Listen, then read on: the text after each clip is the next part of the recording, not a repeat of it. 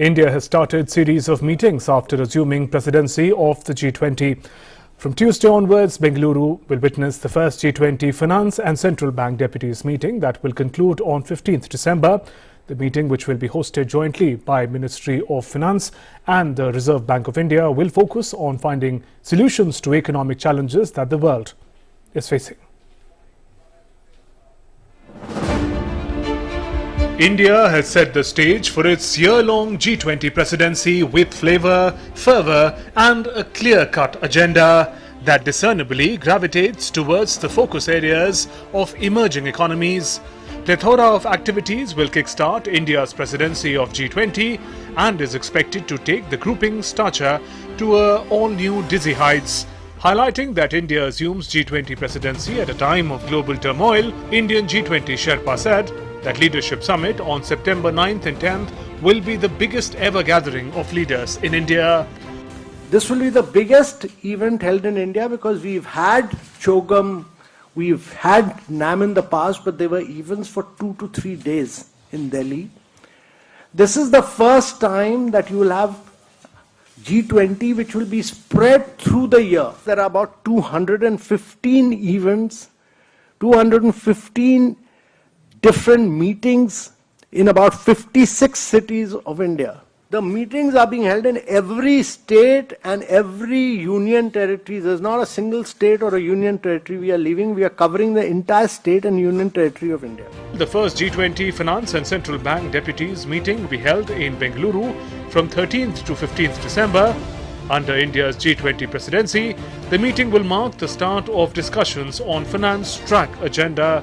The meeting will be co-chaired by Ministry of Finance and Reserve Bank of India. When India took over the G20 presidency in Indonesia, Prime Minister Narendra Modi then said that the benefits of development should be universal and it should reach to everyone. The priorities, the agenda set by the finance track of G20 is exactly on the same line.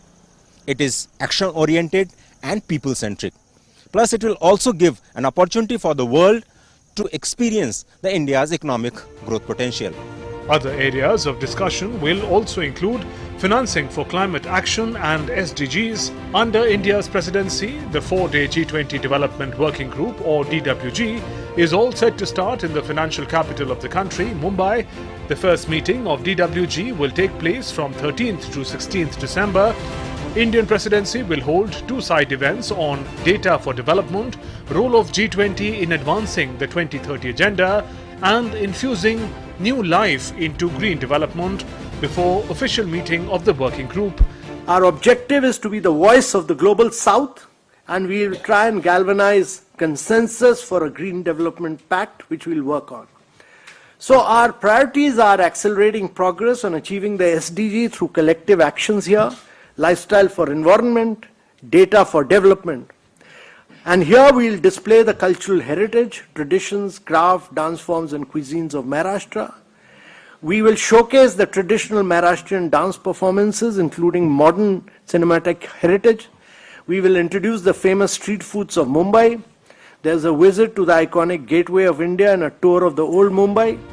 During India's G20 presidency, supporting the countries most in need and reflecting the concerns and aspirations of developing countries will be at the forefront of the G20 efforts. Key focus of the 2-day deliberations of the Development Working Group being held here in Mumbai would be on priorities relating to sustainable development growth, accelerating their progress, life or lifestyle for environment, an idea first mooted by Prime Minister Modi at the Glasgow COP conference. Also, creating more and more digital public infrastructure to deliver governance and services to those who need it the most. With my colleague Ajay Mishra in Bengaluru and cameraman YK Loknath, this is Amritpal Singh for DD India in Mumbai. External Affairs Minister